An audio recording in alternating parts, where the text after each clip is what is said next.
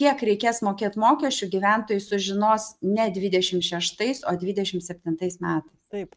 Pateikia metinės deklaracijas, kurioje viskas susisumuos. Algos pajamos, nuomos pajamos ir jeigu tu net gavai algą, kuri nesiekia 36 vidutinio darbo užmokesčio dydžių, bet gavai nuomos pajamas arba individualios veiklos pajamas, įsisuka tas progresyvusis tarifas ir tau tiek tų mokesčių atsiranda, kad gali maža ir nepasirodyti. Jeigu šiandien dienai pateikia metinę deklaraciją, gyventojai pyksta, kad jiems ten išlenda mokėtinas GPM dėl NPD perskaičiavimo keli šimtai eurų, maksimum gali iki 700 eurų išlysti, tai 27 metais mes kalbėsime apie 10 000 eurų ir jie išlys žaibiškai, skaičiuoklių nėra, gyventojai pasiskaičiuoti, kiek mokesčių jie mokėtų už 26 metus, 27 iki gegužės 1 dienos jie negali. Tai, žodžiu, panikoje yra, jie skaičiuoja kaip moka ir jie tiesiog bando krautis daiktus ir išvykti iš Lietuvos. Arba bando perkelti verslą į kitą šalį, kad kitoj šaly liktų to šalies mokesčiai ir jau į Lietuvą lūkestis, kad apmokestinimas negrįžtų. Kaip pavyzdys, įsteigia įmonę kokioje nors Portugalijoje ir dabartiniu metu jis pajamas gaudavo pagal individualią veiklą, nes vykdė tą veiklą, o kitas variantas įsteigė įmonę Portugalijoje, kuri tas pačias paslaugas teikia čia Lietuvos įmonė, gauna pelną ir už tą pelną nuperka nekilnojamą turtą Lietuvoje. Ir tame turte tas gyventojas gyvena, mokesčių inspekcija, kad matytų to gyventojo pajamas natūrą, nelabai mato. Sudėtinga pamatyti. O jeigu dar tą turtą nusipirks ne Lietuvoje, o kitoj šaly, tai iš viso misija surasti, pričiupti yra sudėtinga. Sudėtingas radimas ir aš manau, kad šitoj vietoj mes turėsim biudžeto praradimus. Aš taip supratau, kad daug žmonių bus stumiami į šešėlį ir kas po to prasideda, tai baudžiamosios akcijos. Suranda kokį vargetą vieną, tada nusiperka visą PR, pasako, va, Petriukas padarė šitai, bet mes jį pagavom. Tada dalis išsigąsta, kažką tai ten palenkia galvas, pralaukia baudžiamąją akciją ir važiuoja toliau. Geras ministras Šadžius, jį reikia pasilikti Ruginienį toliau? Pavojinga, nes gali sudegti su tokiu ministru, kadangi jisai žiūri ir nedaro pokyčių.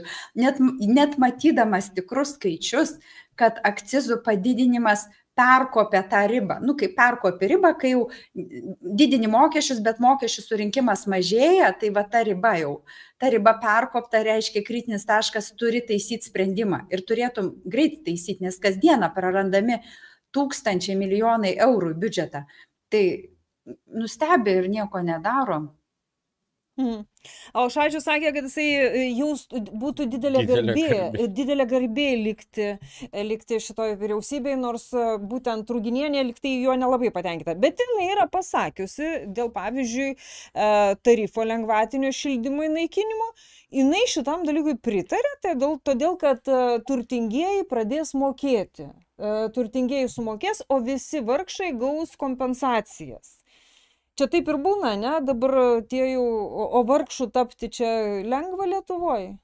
Nėra lengva, yra daug reikalavimų ir sumuojamos visos pajamos. Net pavyzdžiui, žinau tokį atvejį, kai šeimoje vaikas, iš vargšų šeimos vaikas išsiėmė individualią veiklą ir gavo pajamų. Šeima iki šiol gaudavo subsidijas dėl šildymo ir kai vaikas gavo tų pajamų, ta pajamų suma perkopė ten nustatytą ribą, aš dabar jos mintinai nepasakysiu, kiek šeimai duota, perkopė keliais eurais ir šeima prarado subsidijas.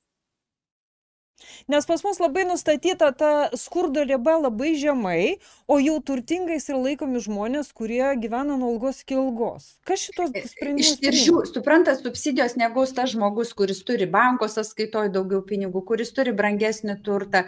Viskas vertinama ir pataikyti į to vargšo kategoriją yra nepaprasta. Nėra paprasta ir tikrai daug žmonių turės susimokėti už šildymą pilną kainą. Nėra taip, kad aš, pavyzdžiui, nepažįstu pensininkų, kurie gauna subsidijas dėl šildymo. Tiesiog. Tai vadinasi, energetinis skurdas didės Lietuvoje?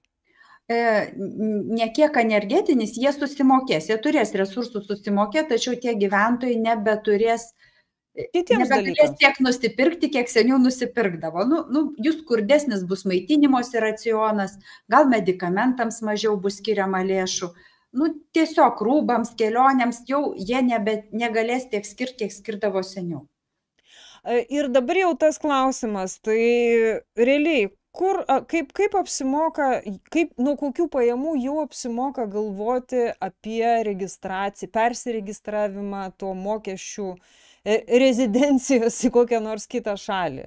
Tarkime, Malta labai jau yra palanki visokiams mokesčiams. Matote, visi persikėlimai, jie kainuoja. Ir offshore, jeigu kalbam apie, pavyzdžiui, offshore išlaikymą, irgi tai kainuoja. Tai dažniausiai žmonės susiskaičiuoja, kad tavo kaštai dėl tų visokių dalykų gali sudaryti net ir apie 1000 eurų mėnesį. Iš tikrųjų gali, nes offshore'inėse zonose ir banko sąskaitos aptarnavimo mokesčiai yra daug visokių dalykų, tokių dedamųjų, iš kurių susideda tas krepšelis gana brangus. Tai offshore'ais ir pasaulyje tas pats, o naudojasi dažniausiai žmonės, kurie nori pabėgti nuo mokesčių, kai jau kalba apie pajamas maždaug viršiančias 200, taip, 300 tūkstančių. Tai va, bet jie jau turi tos offshore'us ir jie jau senai pabėgę yra ir turi ten sklypus kokioj nors Amerikoje, kur nors ten, ką nors augina, tokio netikėto. O kokia čia logika? Jūs man pasakykit, va šitoje vietoje, jūs pati paminėjot, kokia yra logika turėti sklypą Brazilijoje? Aš neturiu loginio paaiškinimo, man vienintelis, jeigu taip tiesmukiškas atsakymas, bėga nuo mokesčių ir tiesiog, kaip sakiau, nekilnojamas turtas kitoj šaly ir tau jau labai sunku pričiupti, ar tu už tą turtą gauni pajamas, kiek tu gauni pajamų ir kur jas naudoji ir kur jos nuteka. Gal jos net ne į tavo sąskaitą nuteka, į kitą sąskaitą, iš kurios tau perkamas nekilnojamas turtas, ar tu gali įsigyti kažkokias paslaugas, prekes, kelionės, gal iš tos sąskaitos tiesiai tenai tau atsiskaitoma barterių ir tu gauni kelionės, tu nežinai. Labai sunkus sukontroliavimas. Gerbiama Daiva,